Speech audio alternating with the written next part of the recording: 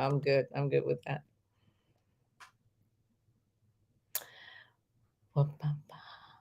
Hi, everybody. How are you today? So tonight we're gonna be a little bit. There's gonna be three of us tonight. We're gonna be talking about some things that are really relevant today. KBJ, and I guess I want to ask, how do you feel about folks calling Justice Ketanji Brown Jackson KBJ? But she, I understand, had her first argument yesterday, and people were really raving about the intelligence in the questioning that she's able to go toe to toe with Scalia. Um, but the Supreme Court's got some really heavy cases going on. I read somewhere that they are positioning themselves right now to take on the right wing agenda and make some things happen.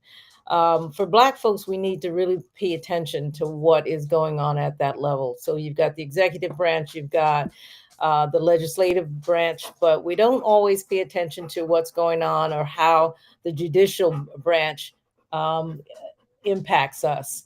So tonight we're going to talk a little bit about the Supreme Court. We have nine justices, and four of them are women. Five out of the nine are not white men. So there are a lot of firsts, historical sort of moments here. But even though we were able to get a first Black woman, ADOS, on the Supreme Court, how powerful can she be? And what does it matter for Black folks at this point, given the fact that the course is divided? Nine of the nine, only three of them are Democrats. So I'm going to bring on my panel tonight, and we're going to just kind of talk about KBJ, Justice KBJ, and exactly how does it impact Black folks.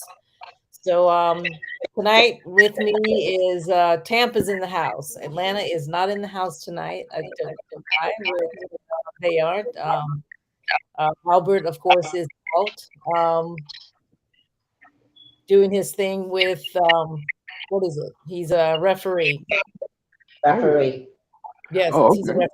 So he's doing his thing. He can't do both.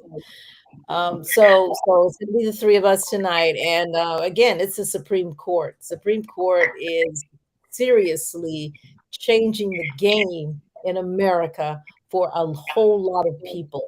And agree or disagree, we only Democrats only have three justices. So we kind of know that there's not going to be too much. Is it? I think it is three. We don't have too much going when it Well, comes to passing legislation that really moves the country in a left way. You were going one, to say, one one would hope that the Supreme Court would remain um, not a Democrat, not a Republican, but they're in the law party, and it seems that has changed. One of the profound questions that you have about K what you call it, KBJ, Justice KBJ? Justice KBJ. Um, it's not as much, even though her argument was beautiful. That I heard some of the audio of her argument. You would want all nine of them to think that way. You'd want all nine of them to analyze that way. We know at Yeah. least two of them are inept, so it'll be a while before they do their thing. But I think her biggest impact, um, and I hate that we have to do these things incrementally, seemingly in history, but it's the person, be she female, be that person black, be that person brown, hey, be that person white for that matter, will hear her and will aspire to be that. Because you saw the Chief Justice in training. You saw the person who in 15, 20 years, it's going to make sense that she be up for Chief Justice, or 25 years. The beautiful thing is that she's relatively young. That So is cool. that inspiration can go on for a minute. Now, okay, we just had our parade, we had our confetti and everything else. The tragic thing is that with one vote, the Supreme Court, for its part, when it does get politicized, can put us forward or put us backward 50 years, 65 years. And along with that, you know, we're talking about the Supreme Court, but there are also circuit courts. There are also lower level state courts Yeah. that are tragically politicized beyond belief. Yeah. Yeah, that's true. To the point where, you know, people are judges and you say, oh, wow, that guy's a judge? You know, wait a minute, she's a judge? You know, Ashley Moody is a great example of that. Ashley Moody, you know, just doesn't come across as somebody who would be partial to the law as much as she's partial to politics. Right. So I know I'm kind of all over the place, but the good thing about Chief Justice Brown, my dream, right? Justice Brown is what she represents. The bad part is the cesspool that she finds herself in. Yeah, I agree with that. So the good part is what she represents. What does she represent? She represents a different dialect and voice, something that is, listening to her argument, you know, those are the brilliant Black women I've been listening to for 55 years of my life. I've never heard that, quite honestly, coming out of those places. Now, she's a rookie, so I don't know, you know, where she's going or how, you know, in 3-4 days, how, you know, dialed in she is, but there's that. That's There what is she that. represents. Yeah, but she's like a fresh voice on the courts. And given the credentials that she brings that the others did not bring, Right. they could learn a lot from her. Not that they would be willing to do that. Not today, yeah. We as a country could potentially learn a lot from this Black justice. Now, I would caution folks to having the mindset of we got a sister on the Supreme Court. I would caution folks to that because, you know, one out of 9, and you know, I love my Latin sister from New York. I love some of the other directions that perhaps the Supreme Court could go in. At least one of the people on the right has at least some sense and some, you know, some affinity for law. So he will occasionally break from his party. But the fact of the matter is the Supreme Court has been infected by politics. It will likely be that way in our lifetimes. And the only hope is that, you know, at some point she becomes that sage individual that people are listening to. Yeah, I'm very hopeful of that. I know Mona's got some thoughts that she wants to share about Justice KBJ. So I was supposed to try to figure out how old is she? 52 or 53. 52. She's very liberal. I do know that she's very liberal in her cases, how she's ruled. I hadn't found anything on reparation, how she would do for that.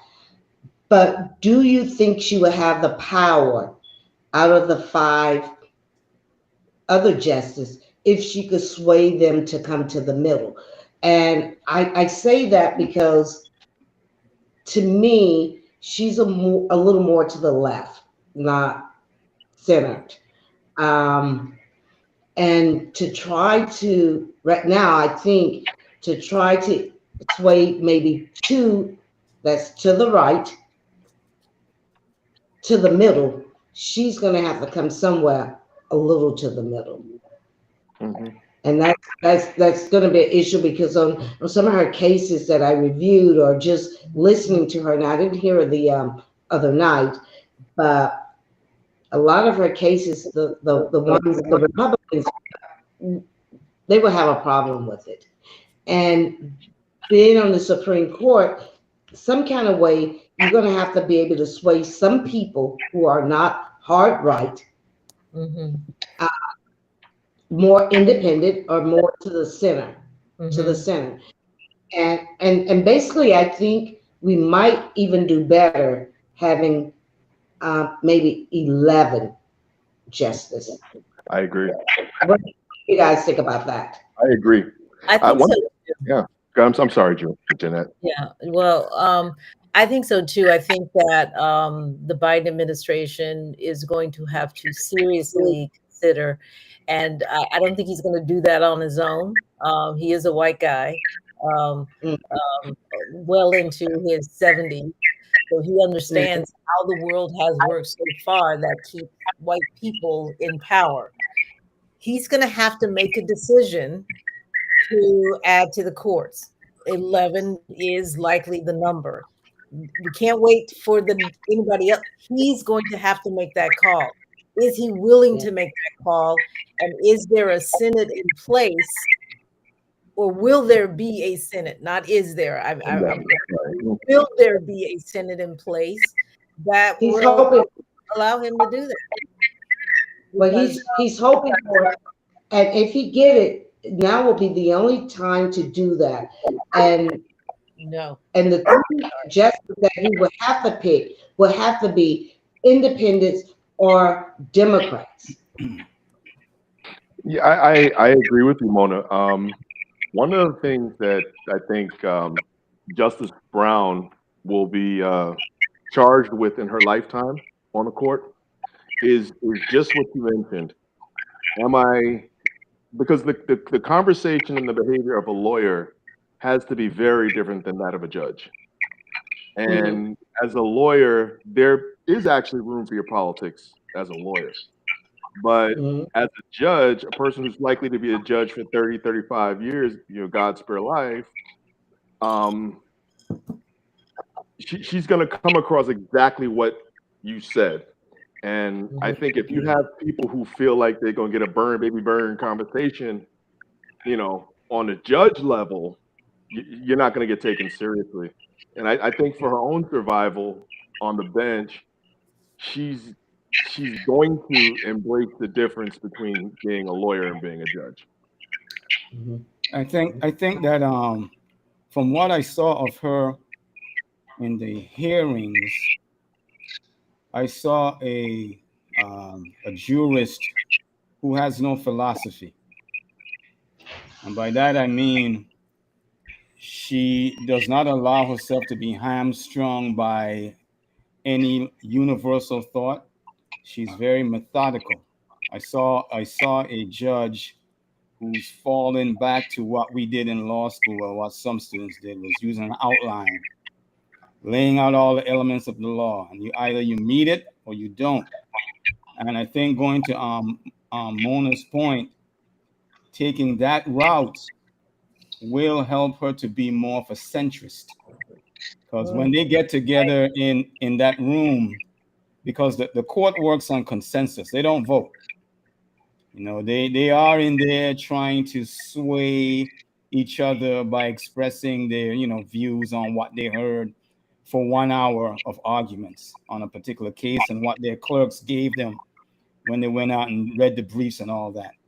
So that's what I saw in those hearings. And that is, I heard some of that today. She did a little signaling, a little political signaling, not much, because I think in her mind she's like, okay, I won't be able to get over with this for too long, so let me get it out of my young self.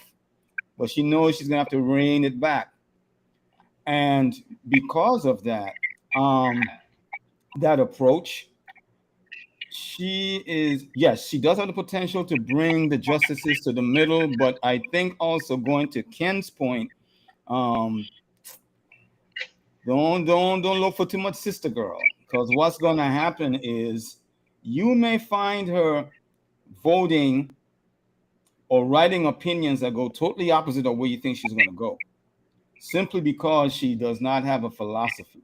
She follows a method. And if you Yes. meet that method, then she's going to rule that way. I was just thinking about this a few minutes ago, and sorry for being late. That's okay. But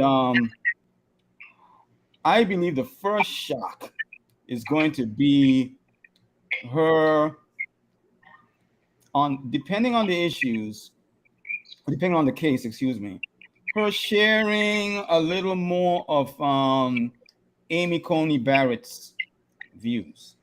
What? Not a whole lot. Yeah, because you got 9 people in that conference room. And it's just a hunch that co-workers, and that's how they describe themselves, because they go out to lunch together. I've seen a couple of interviews with late Ginsburg and late Scalia. Those two were very good friends. They really were. Unbeknownst to a lot of people, these people hang out. And if I just suspect that at least in the beginning, where those two may meet is the fact that they are both women married to white guys with children. And that is important. Now they may differ on stuff, but they're gonna communicate more because they're coming from that place of commonality. Again, depends on the issues. I really, these are just deep suspicions. I have nothing quantitative to lay on, and I rely less on quantitative these days as I get older. I don't see her having much in common philosophically or judicially with Kagan and Sotomayor. They may sound the same because they're very passionate, especially Sonia Sotomayor.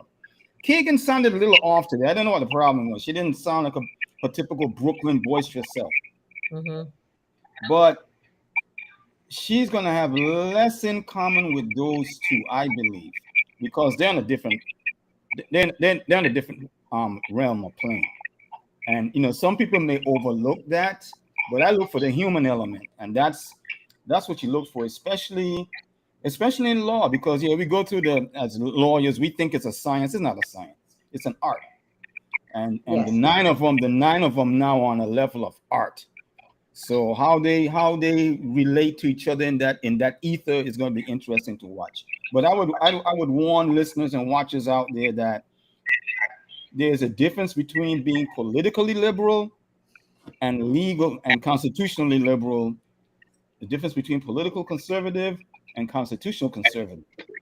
Because I had maybe the curse or the blessing to read some of Scalia's stuff when I was in law school. I'm like, damn, one, this guy can write. Mm-hmm. Two, he's pretty, and I would argue also, and then I'll shut up, that Brown Jackson may be closer to Scalia in terms of temperament. And by that I mean cutting right through the fat and getting to the bottom line. That's how he wrote, and that's how she thinks. I think that you're right. I think that you're absolutely right that we're going to be surprised, mm-hmm. especially those who are looking for the sister girl. Sister girl will not be on the court. That will not be on the court. And she's got to figure out where her alignments are, and she'll do that strategically, as you said. Yes. And we likely will not be able to. She's going to make us mad probably sometimes. Mm-hmm. Is that what you're saying? Yeah, definitely. Because just looking at the court, you will find depending on the issue again. I've had conservative judges surprise me. It's like, the last, Roberts with the Obamacare as an example. I was like, what? He found that nugget. He said, no, we can't get rid of it. This goes back to the Congress. This is a tax. And then all the Republicans were hating. They're like, you're not supposed to be doing that, blah, blah, blah. But he's following the law. And when you do that, you're going to get an outcome that, even though he's a conservative pro-business justice, he went with a ruling that supported a market interventionist approach. And that just drove conservatives crazy. But when I thought about it, I was like, yeah, that makes sense. He dropped a bomb. Well, first of all, the administration, and I don't praise them too much, so this is a lot for me to say this. The Obama administration put a bomb in that Obama legislation. I was like, God damn, he's brilliant. It's like he just dropped that bomb. It's like, I dare you. When you find this nugget, you're gonna be like, whoa. And that he left Roberts in a predicament. It's like, well, you know, all you GOP out there, you're gonna be upset. But I'm sorry, this law is a tax. It goes back to the Congress. Congress decided on it. We can't mess with it as a court. We can't do it. You've got a couple justices, left and right, who are like they're going to look at the law and apply it, but you've got just as many who are not. They're not. Yes, but do you think that she could be like Clarence Thomas, how he is in his philosophy? He stands on an island most times by himself. Do you think she would have the strength to do that? Yes. And I do not. At the first couple of years, I think she's gonna agree and not stand alone. Well, she may. Okay. Well, one, I see your point. You may see she'll have the opportunity to stand alone if she feels she has to, or she's forced to, when she's writing a concurrence, or she does a Ruth Bader Ginsburg and she's writing dissents for half of her career. Because people forget Ruth, you know, they're praising, the original RBG. Well, the RBG didn't have a lot of rulings in her favor. She has a lot of dissents, you know. So she looked like this really activist liberal because she was sitting out there on that island by herself. But that's going to be KBJ as well. That is. But is she willing to do that? It's hard to be on that island by yourself now. She may not have a choice, because if she believes she's following the law, then she she won't play politics by saying, well, let me side with Justice Roberts today, or let me do an Alito. No. She's gonna. You have to accept. And I think she's known this since law school that if you get to that position, there are going to be times when you're out there on that island by yourself. Okay, that's what we need, and that's what we want, particularly when it comes to reparation. We're going to need people, and we're not looking for her. I'm certainly not looking for her to be a sister girl. I want her to follow the law, but I want her to find way the law works for us as well.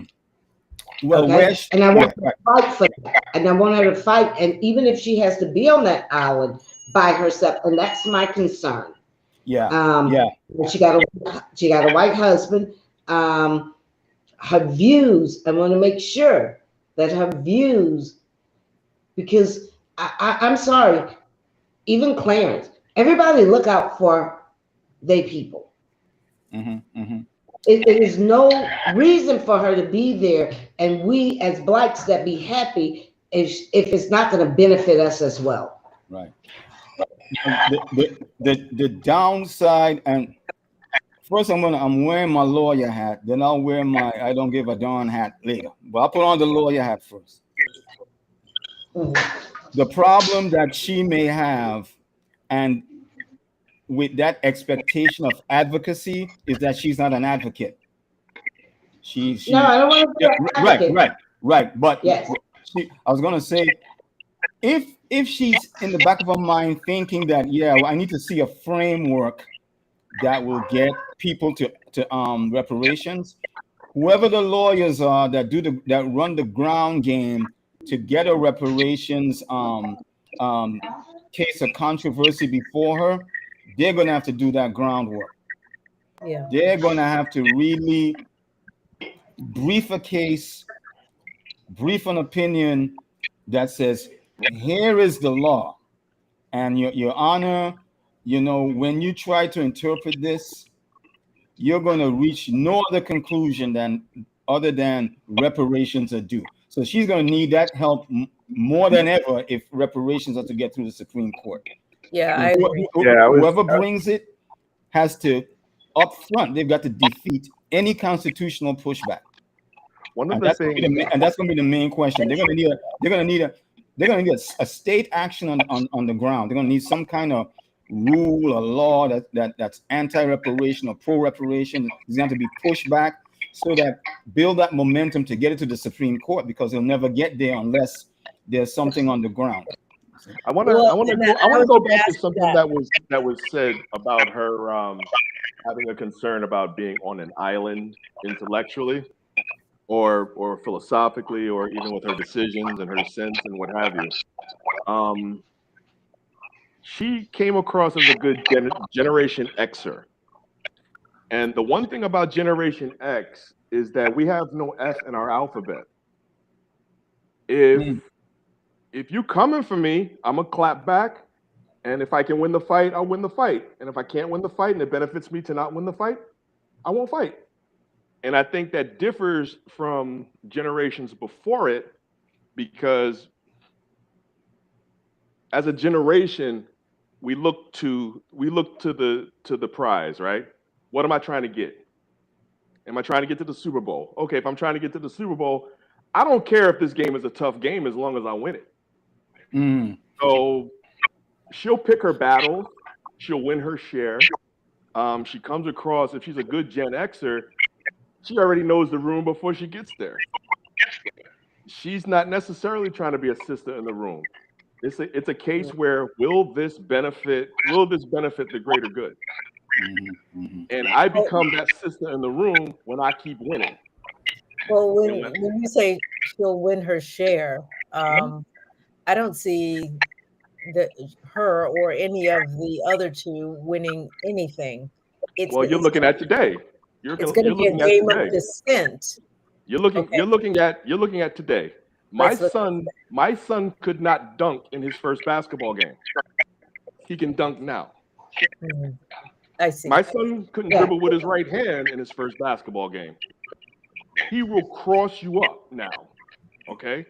So we can look at the short game, long game. Short game, we know of her what we know. But we don't know what the long game is going to be. What I'm saying as a Gen Xer, you look at the likes of any of the, and I don't mean to bring pop culture in it, but look at any of these guys who are billionaires now. Where'd they start out? Jay-Z was that N-word on the corner selling crack. But I got you. And now he's getting people out of prison. He's gotten people into business themselves. He's done things like that. So it's all to say, you know, we want to be able to say we got that sister on the bench, but it ain't gonna be that kind of party. The other thing that I wanted to say, and I'll stop talking, is that see the conversation that we have, right? I would even go as far, Alton, as to say the conversation that most lawyers have about law doesn't begin to approach the conversations that a person who would be a reasonable or even unreasonable Supreme Court justice will have with another justice about the law. I agree. And give me 5 seconds as to why I agree.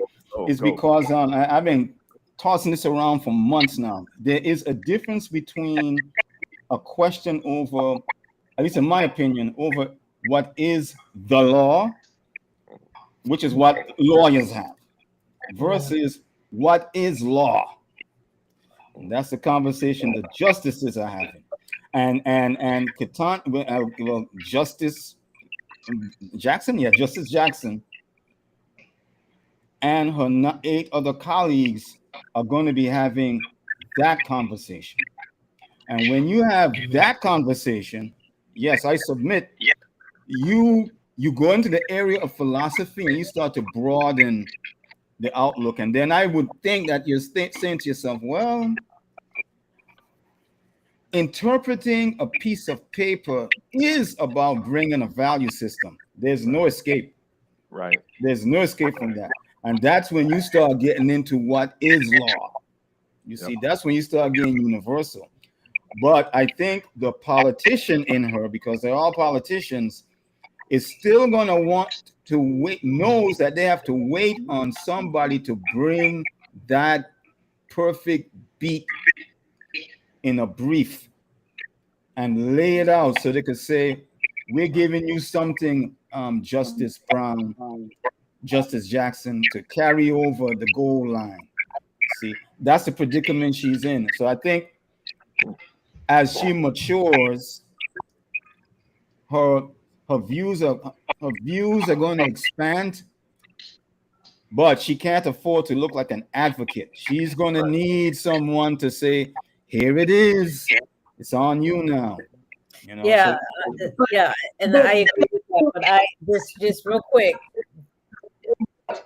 Is an advocate, and they're looking for someone to fight that for them. Every case that comes there, and they're looking for a judge to be the advocate for them. Is it wrong for us as African Americans to want her? Because what would be the purpose? If we want a black female on the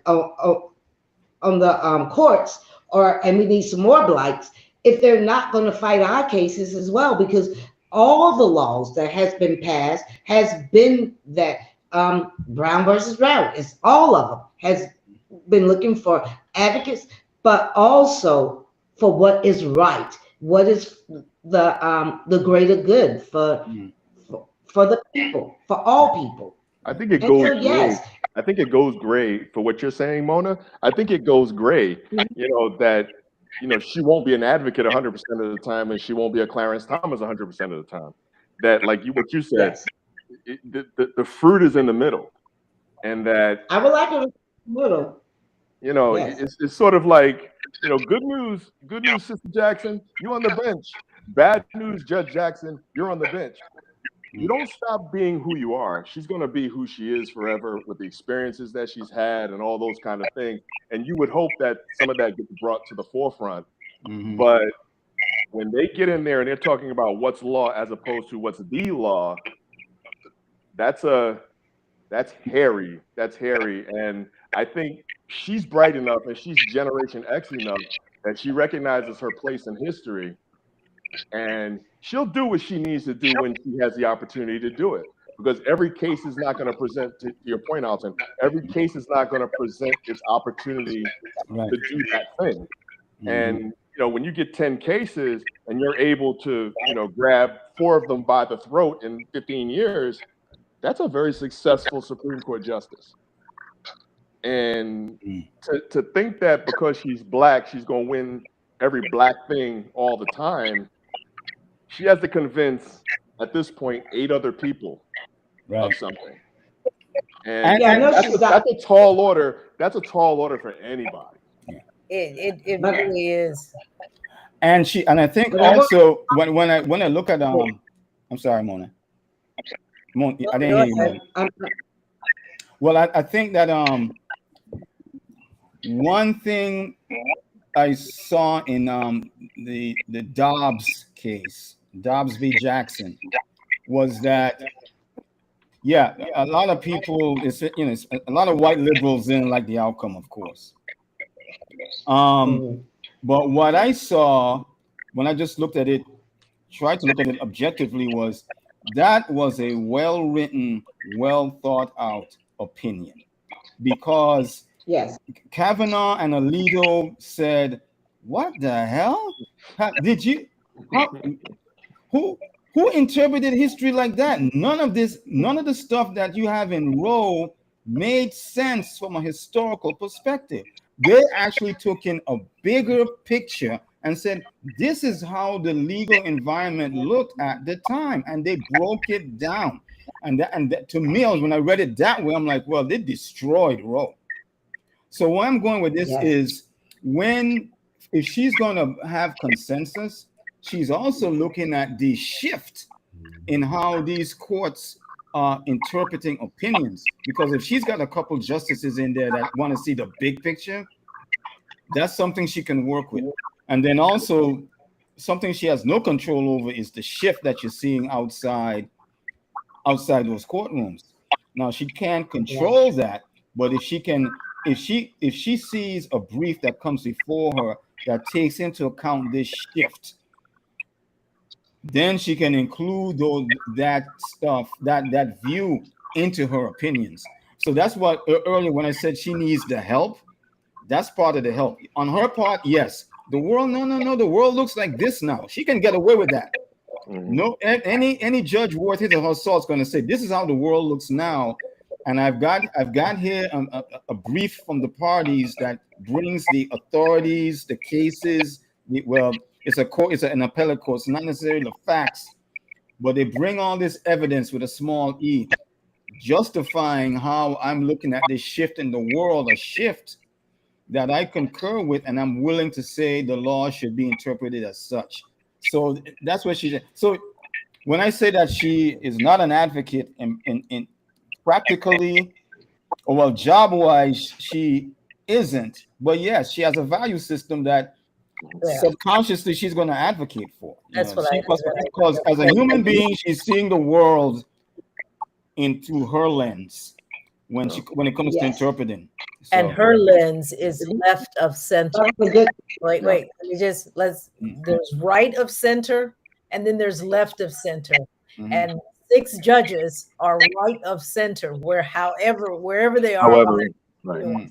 She is left of center. And you were saying, Mona, that she might be too liberal and needs to move more toward the center on the left.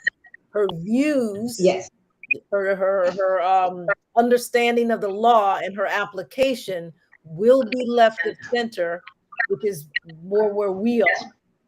So I think so that reparations is a long time before that comes before any Supreme Court, and it has to jump through a whole lot of hoops before it gets there. One of the hoops is, as you mentioned earlier, Mona, and as I put into the text, we got to put more Supreme Court justices on the court, and the way to do that is through the Senate. And right now, that Senate ain't doing it.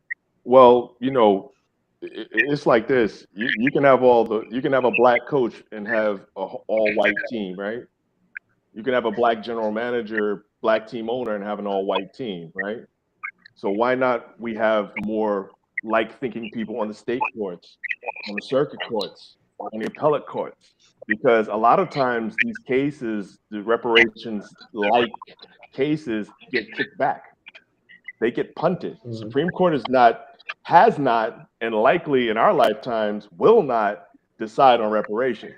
But case by case, on a state level, some of these reparations light cases are being decided. So if you're looking at the Supreme Court, and Ron DeSantis has put 10 of his people on a district court, and a district court decides a case that's a reparations light case, what do you think is going to happen? You could have all the black and brown judges on the Supreme Court, that you want, but I think it has to be all of that. I think there has to be an awareness, and it's what I was saying about Justice Jackson, and my brother, I know why you're calling her Jackson. Amen. I think what she represents puts in people's minds that those things are possible for them. It's not settling for less. It's, you want a black team, you got to get black players. You can have all the black coaches, you can have black ownership, but you got to get the black players. And I think the state courts, the appellate courts, the circuit courts are the ball players. They're the ones who pass laws that affect your life. The Supreme Court is the broad stroke, and I'm not saying thumbs up or thumbs down. I'm having a very gray conversation, giving a very gray opinion. I say put blacks, browns. It should represent America, right? Theoretically, that's what they tell you in these watered down history books, right? Yeah. But doesn't it? Yeah. But doesn't it? Go ahead. No, keep going. No, well, I was going to say, if you don't have the lower level courts also, not either or, because it's not 1944 where there's any slots. Go for what you want. It's a Gen X mindset. Go for what you want, and you'll either win or lose. Go for what you want. You want to be on the Supreme Court? Go for that. If you want to be on the appellate court, go for that. Get yours. But you know what? I can't do anything for Justice Brown if I'm not there. But the right has figured that out, and they have put together some federation, whatever they call themselves. Yeah. That chooses. Federalists. Say it again. It's the Federalists judges. But look, But it took them wait, 20 let me years. just make this point. They have figured out that whole scheme that you just alluded to, and have placed Yeah. judges at every single level, including the top. So as those cases that now they throw in all kind of cases, you know, Mhm. to hit those lower level courts, because they know it's going to make its way to the Supreme Court. Right. Or not, or not. The decision will be made, and it won't even get to the Supreme Court. If Or the at the- Supreme Court generally says, hey, we're not going to take it, but they are taking cases that are on the right side of that center. Well, let me ask you a question. Just because they doing it, we not supposed to do it better? Well, that's what No, I'm we are. trying to You know what get I'm to. saying? You No, just they are doing it. I'm not. No, wait. My But question we're is, not doing it I better. don't care if you run the West Coast offense. I could run the West Coast offense better, and that's what I'm saying. I Yeah, don't but- give. I'm Gen X. I ain't got no F in my alphabet. I don't care what they're doing. You can't play somebody else's game. I'm a Well, box. what is their game? I'm a box a certain kind of way because you're boxing Yeah. that way. I'm a Yeah. box the way I box. Yeah. I'm gonna play my game. I'm not playing What's your our game. game? What do I want? What's the I game? want judges on the lower court. I don't care what their game is. If what I want judges on the lower court, and I have a program or a movement or a mindset or whatever, I could give a flying F what they're doing. If I'm successful in what I'm doing, you can do what you're doing. But I might be better than you. Can I have a question for you? Mhm. So even the liberal governors, if you look at who they appoint to the courts, when I look at it, I say white people always win. How many blacks or liberals are they putting in place to benefit you and me? Not very many. And if you look to play their game, that should not surprise you. It doesn't matter. If I'm not a good soccer player, I'm going to sit the bench if I play soccer. But if I'm a fantastic basketball player, why would I bother playing soccer? I'm going to go over here and play basketball. Now, I'm not saying you're going to get the immediate result right away. This right away notion is not going to happen. But I got to stop playing soccer first because I'm riding the bench playing soccer. And their game is soccer. Why don't I go over here and play what I'm good at? Why don't I go over here? Well, it goes. I think we're on the same page. I think we really are, but we don't have a game yet. We're not in any game. We're not in the game. Game plan. We're not in the game. I would disagree with that. The game is not on their level. Wait. The game may not be on their level, but there is a game that we're in, but we're not playing it. We're trying to play their game. And guess what? They're not going to put us in. Because you know why? Right. They haven't put us in. So even though Right. this game over here may not have as many fans and the salaries may not be as high, it doesn't mean it's going to stay that way. Unless we keep going to play soccer and they're not going to put us in the game. I think we're saying the same thing when we talked I'm not last sure that week. we are. Wait. Let me say, when we talked last week about choosing our own people and establishing a pack and beginning to grow our people and put them in places, I think we started talking about that. So I'm trying to get with where you are to say, I don't think we're as far away. I'll tell you where I am. It's not that you don't do a pack. It's that you do the pack your way. You don't build the pack the way they're building it because you're building something for their game. Build something for your own game. Figure out what your own game is. And Black people have done that, not on the level. You're not going to start with a result. No project that's successful starts with the result. So you know what? You're not going to have the same power on day one that you go about this as these people who've been doing this for 500 years. But you build it. And just because they've been doing it for 500 years doesn't mean you don't build it. You don't look at their game and say, man, I wish they would put me in their game. They ain't gonna put you in their game. Get your own effing game. And yeah, your game may not be as big and mighty as their game, but you know what? It's yours, and you control it. It may not be as big today, right? You don't start with the results. You don't get a country Okay, and let then me think try you're going to this. make $1 billion because Let me you grow try it. pretty flowers. Let me try this. Let me try this. Because I hear you. I hear you, brother I think Ken. it's cross-generational. It's cross-generational noise. It I'm may Gen be, X but to the bone. I'm but Gen if X we to the look at bone. history, but if we look at history and we they didn't let us in a lot of games. Let's say basketball. They didn't let us in. We got in and we changed the game. They didn't let us in tennis. We got in and we changed the game. Why are you waiting for somebody to let you do something? Bro? You Wait, brilliant. wait. I Ain't hear no you. letting. Ain't no I hear letting. you. I hear you. I hear you. I don't think you do. We I don't think even you do. have Twitter, but we have Black Twitter, which is their Twitter. You know what I'm saying? But we change the I'm game not and we talking a control when we get countercultural. in it. I'm not talking a countercultural, I'm not going to vote kind of thing that we were talking about in the very I'm beginning. not either. I'm I'm talking saying about. that there's a I'm game talking out about. there. We get in it and we change the rules of the I'm game talking, that exists. but then what are we unhappy about then? If we're talking about getting in their game. You got me I'm yelling. talking about there are elements of their game that are dope, right? There are elements of their game that's fantastic, right? But they're not letting you play. So you take the elements that you can take, you make your own set, and you blow your set up. Yes, it's not going to be what the Rockefellers have. It's not going to be what the DuPonts have, but it's going to be what the Carters have. It's going to be, you can look at that and say, man, I can do that. No, I can do that. Or you make somebody look at the Harrises and say, yo, I definitely can do that.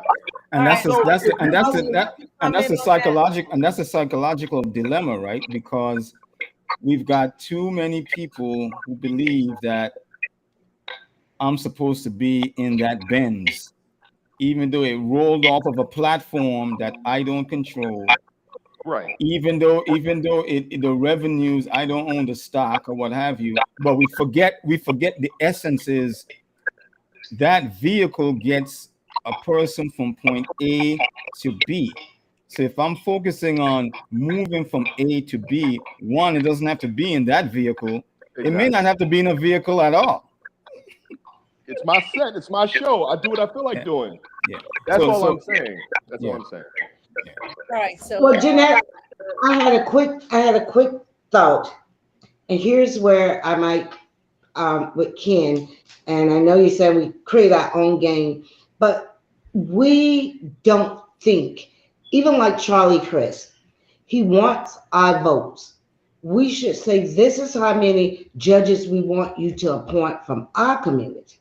We don't never, we just go along. We don't never demand or insist what we want. The only way that I believe that the game could be changed a little is, like we said last week, we got to get our people, or people who believe what we believe, in these positions. Is going to be one way to change that narrative. Yeah. And we probably never thought about the judges. But you're talking about what I'm talking. You're not talking about what Ken is saying. I think I'm talking a little bit about what Ken is there's saying. some cross-generational noise, because I think what I'm talking about is essentially you're perhaps hearing F them, go back to Liberia and just expatriate or something along those lines. That's not even almost what I'm saying. What I'm saying is, I'm gonna try to do an analogy that I hope makes some sense. The car analogy was right up the alley of what I'm talking about, right? It may be tradition that you're supposed to drive a Benz to the wedding, right? If your objective is to get to the wedding, get to the wedding. Yeah. Don't wait for the Benz dealership to give you a Benz to drive to the wedding. Because you know what? The Benz dealership is not likely. Your hustle game could be crazy, but the Benz dealership is not likely to give you a car. So you might have to drive a Camry, because that's what you can drive today. That's what you can drive today, and the wedding is today. Now, the wedding in 20 years, the money you saved by buying a Camry you invested, you do whatever, you build your thing. Ain't nobody giving you SH, you know what T, right? But you're building your thing into a Lexus. Ain't nobody gave you nothing. Ain't nobody gave you nothing. You earned what you have and you have a Lexus. And guess what? One day, you know what you buy? You buy a Bugatti because you took your thing and you grew your thing. F the Mercedes, I'm getting a Bugatti. Right. That's the type of thing that I'm talking about. Ain't nobody giving you, ain't nobody giving us nothing because they haven't given us anything.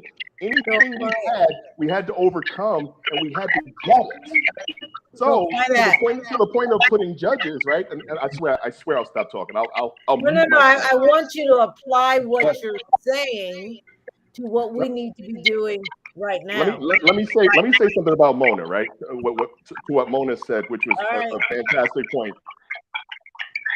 You do have to get judges, you have to get mayors, you have to get aldermen, you have to get all those folks. And guess what you do to get those folks there?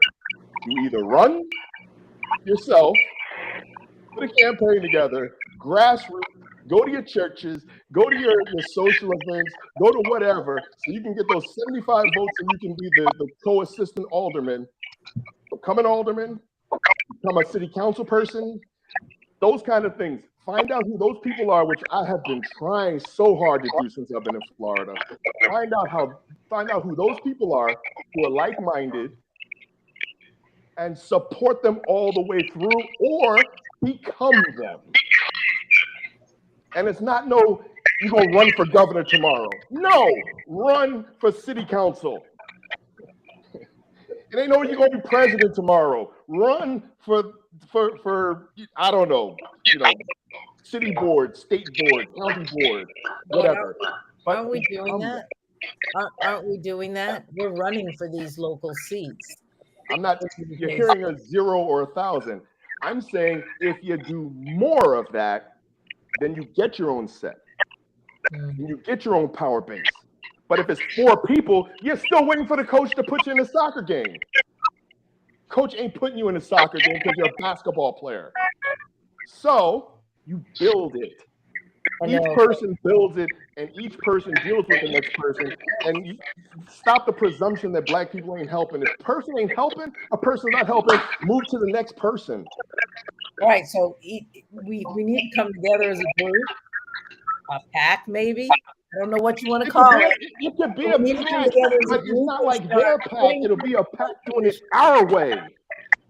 And if you don't have confidence in our way, then there we go. What's our way? You do it. You're expecting me to tell you what everybody should be doing. I know what I would be doing if I was a pack. What would I do?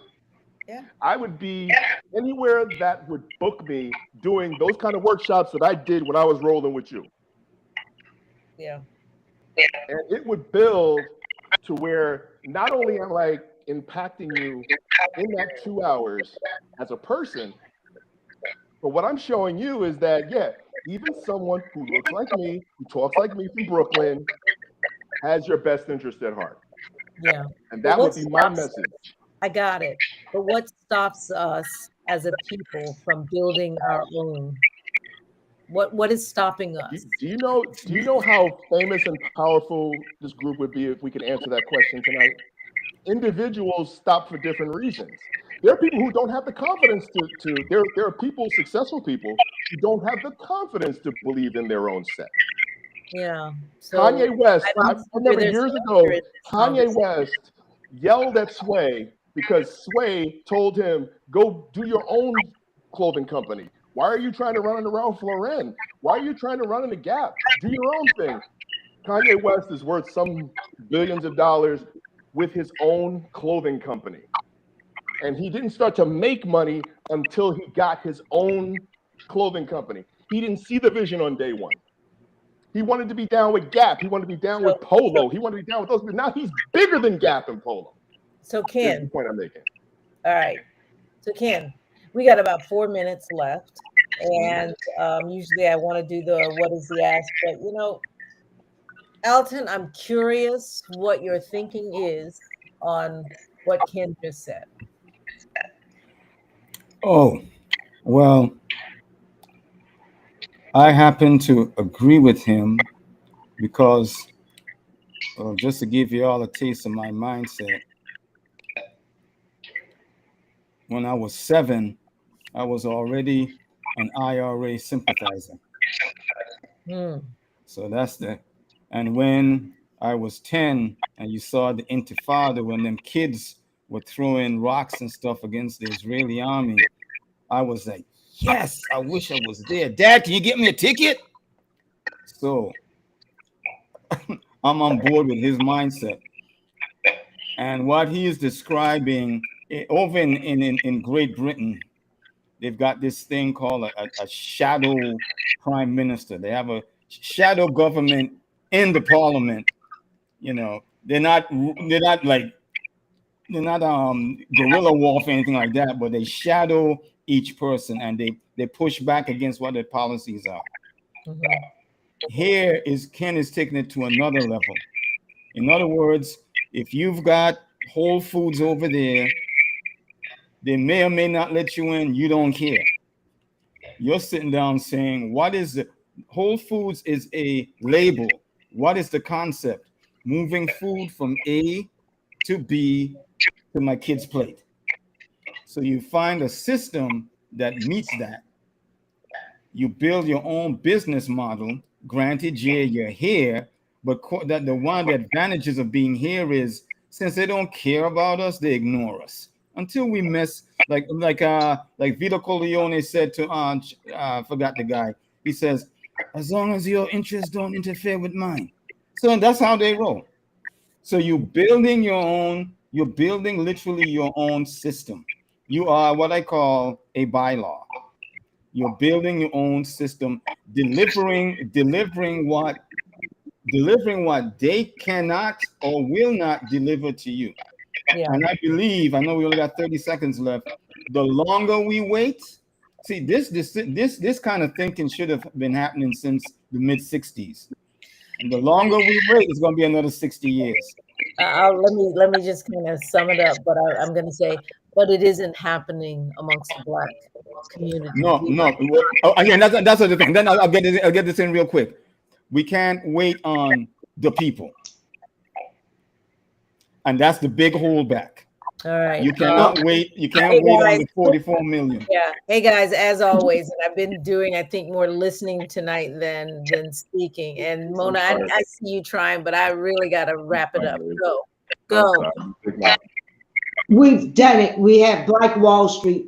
The people are defeated. And I do believe when we say build our own brand, we have done that. Every time we did it, we let them destroy it and we let them to divide us. If we go back to Marcus Garvey and follow that blueprint moving forward, because I do believe a lot of us want our own. You had the last word. We're going to pick up this at another time because there's a lot to be said here. So to our listeners, thanks so much for listening to us. It's just 4 Black folks having a conversation about issues that are important to Black folks before we vote on November 8th.